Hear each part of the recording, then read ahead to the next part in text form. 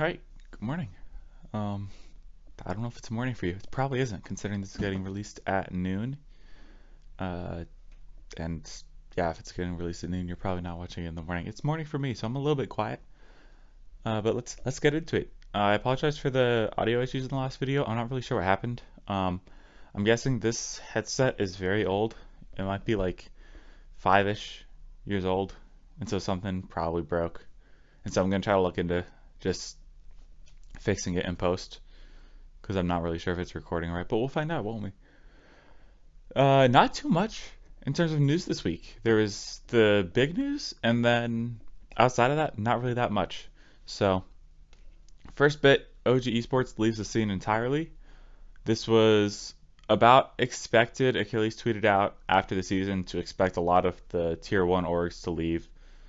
OG was kind of like, oh, that's probably the first one. They had not great results at LAN, made all 3 LANs, so props to them, but the roster is completely splitting up. Important thing to note here, Nass is looking to play in 2025. So this comes after rumors that he would retire on the last offseason. Doesn't seem like that's even going to be a rumor this offseason. So it's exciting to see for a lot of old G2 and Nass fans. 5-up from Pirates on a Boat, looking for a new team. No word on Andy or Aris. So as of now, I'm assuming they're still teaming. Again, long off season, but 5-up has officially tweeted. This team was picked up by Moist, but they were dropped before the Shift Summer League. So they're not on an organization anymore. But yeah, 5-up looking for team. Andy and Aris, TBD. Luna Galaxy released their entire roster. It looks like all 3 of them are looking for separate teams. I'm not sure what's going on with the team, to be honest. I do know that Atomik and Tox are sticking for at least a flip and spin. They're on the same team for the closed qualifier for that. They made it in qualifier 1. That'll happen this week. But to be honest, Tox is, at least the way it looks like he's phrasing things on Twitter, it's that he's completely looking for a team. But I'm really not seeing it. It looks like every intention, like everything that I've seen, has them teaming together. So we'll have to see if that actually takes shape. And I assume if they do well and flip and spin together, they'll probably keep teaming. But as of now, not on an organization looking for all their options. And then the French. The French are being the French this week. So as if dominating the world isn't enough, they're all going to make roster changes. The first big bit of news, I'll just get into it. Monkeymoon, this says likely joining Vitality. I think I wrote this before yesterday. I'm pretty sure contracts were signed yesterday. Like, Vitality Neo, who's somewhere high up in the organization, he might be the CEO. I'm blanking. He's tweeting out 2 out of 2 with a check mark. Monkeymoon's doing this, he's posting on Twitter this B GIF. Exotiik's been doing that for a while. Zen is responding. They got Durke from Valorant. For those who follow Valorant, they just signed Durke, I believe, and that's a big signing for them. Vitality's been going crazy, and yeah, I think it's just over. I think they have Monkeymoon, so he'll be joining Zen and Exotiik, I believe. I mean, Zen's on contract through 2026. Exotiik probably was just signed alongside Monkeymoon, so this is gonna be scary. This is gonna be really scary for everyone. Team BDS, their future in Rocket League is uncertain. So Achilles tweeted out with the French 4. He tweeted KC with a locked emoji, Vitality with a locked emoji, and then Mates with a question mark, and BDS with a question mark with a question mark. Or maybe it was unlocked emojis for BDS and M8. But it was like, M8s haven't decided what they're going to do, and BDS, we don't know if they're going to stay, haven't decided what they're going to do. So it'll be an interesting time coming Team BDS. I'll talk about what I think they need to do should they stick in the scene after I talk about Gentlemates. Because Gentlemates, I've been predicting a little bit around them. We heard earlier in the week that they were looking for options for potentially Itachi or Juicy. They had Oski and Radosin lined up as potential replacements. Achilles did say on his stream, Achilles has been streaming occasionally. He's done 2 so far this offseason where he'll just answer some questions the chat has. And so on the stream most recently, he said that only one of Itachi or Juicy is likely going to be kicked. So it's going to be Seikoo plus Juicy or Seikoo plus Itachi and then +1. Not quite sure who that +1 is. Probably going to be between these two. But I was, so far this offseason, predicting that both of them would go. That doesn't look like it's the case. So I think if you're Team BDS, you've got to take whoever Gentlemates drops. So if it's Seikoo and Itachi that stay, you take Juicy. If it's Seikoo and Juicy that stay, you take Itachi. I think the other thing you could do as Team BDS, I've heard, based on Achilles' stream, that there's a potential that they're interested in Alpha. If that's the case, I know Alpha and Oski have potentially talked about teaming. So if Radosin is the piece here that goes to Gentlemates, then maybe Team BDS could buy out Alpha's remaining contract, team him up with Oski, and then figure out who that third is going to be. Quite possibly either Itachi or Juicy based on who gets kicked. So there are still avenues for Team BDS to stay in the scene. Will they want to after their World Championship roster just got completely poached from them? I don't know.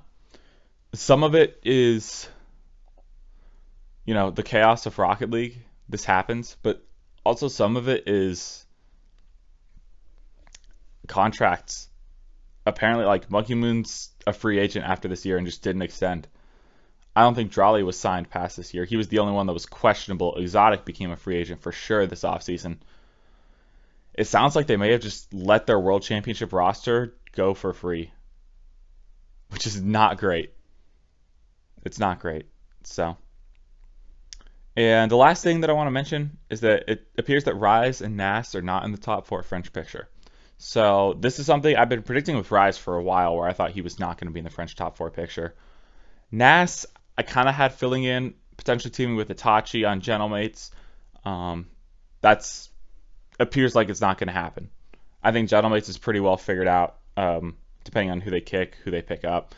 BDS is the big question mark, but they could also not go French. They probably will. They probably will end up going French, and then Oski kind of gets pulled into that. But Rise and Nass are not in that picture. I think Achilles said on stream that there's a negative 100% chance that Rise goes to BDS. So take that for what you will.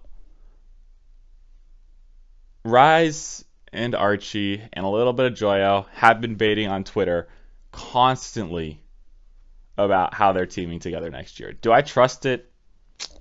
I don't know. Do I think it should happen? It might happen, yeah. But do I think that's 100% locked in right now? Absolutely not. I want to hear Achilles confirm it before I'm like, yeah, I'll believe what Archie and Rise are saying on Twitter. That's a trustworthy source. So they're talking about it. An interesting thing to watch this week will be Flip and Spin. On Monday, which would be tomorrow actually, is the last open qualifier for it. There have been 4 open qualifiers. This will be the 4th. And then on Tuesday will be the closed qualifier with the top 2 from each of those qualifiers. The 4 teams to make it out of the closed qualifier will go to the quarterfinals where they face off against the French top 4. And then the finals will be on the 25th, I think. But this week will be interesting to see what some of those rosters that potentially are forming and could stick together for next year are looking like. Specifically, as I mentioned, Tox and Atomik. They are teaming with Tekos from SA. So overall, yeah. I mean, I wouldn't say a pretty calm week because it wasn't that calm because this happened. But other than that, not too many moves. I apologize for not drawing the Gentlemates logo, but can you blame me, truthfully? This is just a lot easier. And then one thing I have to mention, the Coach's Corner. We still have Jimma, Achieves, and Noah there. Newly added this week, we have 4 new additions, and I'm not sure how exactly I'm going to continue the Coach's Corner because it could get a lot bigger. It could just be a coach's side, but that doesn't sound as good. Chrome has joined the Coach's Corner. So this is not unexpected after Genji was reportedly splitting up. A lot of people blame him and him specifically for Genji falling off. I think it's a lot more complicated than a lot of people are saying it. I think a lot went wrong with that roster. And yes, you can kind of pinpoint, okay, Chrome joined here and eventually results fell off, right? and you can, question why this move was even made. I'm actually a pretty good Chrome fan, and I was confused as to why Genji was making a move at coach. But I think Chrome has become the fall guy for this way more than he should. So it'll be interesting to see where he lands next season and if he can help a team bounce back. Torment on here, primarily because he's dropped from OG. Same with Xpere from Luna Galaxy, but it would not surprise me to see him end up with a Chronic wherever he goes again. And then the big one, also from Achilles' stream, I'll try to find that link and link it in my description in case you do want to go through and listen yourself to everything that he's saying. Mew was the coach of Team BDS in 2021-2022 at the end. He coached them to help win the World Championship. He left after last season, after the 23 season, to go coach League of Legends, and he's interested in rejoining. So that is actually a big potential pickup and changes the coaching roster shuffle in this French top four. There's already rumors that this could potentially all switch around. I think it wouldn't be surprising to see Cassio go to Vitality, considering Cassio just coached Monkeymoon and Exotiik. Pharah is probably the only one that's locked. Eversax is going to follow Itachi. So definitely a coaching shuffle to come in the French top four. But adding Mew back into that picture is actually a pretty big domino, and it'd be shocking to not see him end up on a top 4 team. But yeah, that's all for this week. Thank you all for watching. Thanks for all the support recently. And I've got a couple things planned throughout the week, but I will be back next Sunday with another one of these.